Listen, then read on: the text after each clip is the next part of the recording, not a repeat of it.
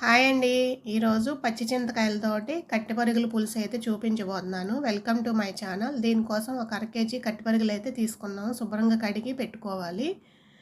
తర్వాత ఒక 200 గ్రాముల పచ్చి చింతకాయలు తీసుకొని ఒక గిన్నెలో కొంచెం నీళ్ళు పోసుకొని ఉడకబెట్టుకోవాలి. ఈలోపు మనం చేపలను అయితే కొంచెం ఉప్పు, పసుపు, కారం వేసి కలిపి పక్కన పెట్టుకోవాలి. చింతకాయలు ఉడికిపోతాయి. బాగా మెత్తగా అయిన తర్వాత చేతితోటి పిసికితే కనుక మనకి ఆ రసం అనేది వస్తుంది. కొంచెం నీళ్ళు పోసుకొని మొత్తంగా కూడా పులుసు రెడీ చేసుకోవాలి. తర్వాత స్టవ్ మీద బాండీ పెట్టుకొని ఆయిల్ వేసుకోవాలి. ఉల్లిపాయలు అయితే 2 తీసుకొని బాగా సన్నగా కట్ చేసుకున్నాను. తర్వాత మీకు కావాలి అంటే ఉల్లిపాయల పేస్ట్ కూడా వేసుకోవచ్చు. నేనైతే బాగా సన్నగా కట్ చేశానండి. దీంట్లో కొంచెం పసుపు, ఉప్పు వేసి వేగిన తర్వాత 1 స్పూన్ అల్లం వెల్లుల్లి పేస్ట్ కూడా వేసుకొని పచ్చివాసన పోయేదాకా వేయించుకోవాలి.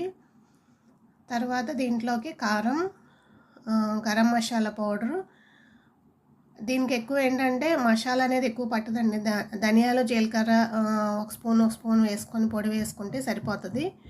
తర్వాత మనం తీసి పెట్టుకున్న ఈ చింతకాయల గుజ్జునైతే తీసుకొని దీంట్లో వేసుకోవాలి.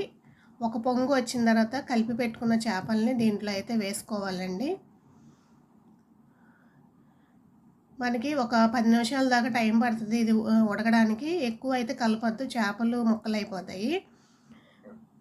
మూత పెట్టుకొని కొంచెం ఉడికించుకోవాలి. తర్వాత ఇలా ఉడుకుతున్నప్పుడు కొంచెం కొత్తిమీర వేసుకొని ఉప్పు, కారం ఏదైనా సరిపోతే ఒకసారి చూసుకొని ఒక 2 నిమిషాలు ఉంచుకుంటే సరిపోతుందండి. మనకి కొంచెం పులుసు చిక్కబడిన తర్వాత దించేసుకుంటే సరిపోతుంది. అంతే అండి, ఎంతో టేస్టీ అయిన ఈ కట్టెపరుగుల పులుసు మనకి రెడీ అయిపోయింది.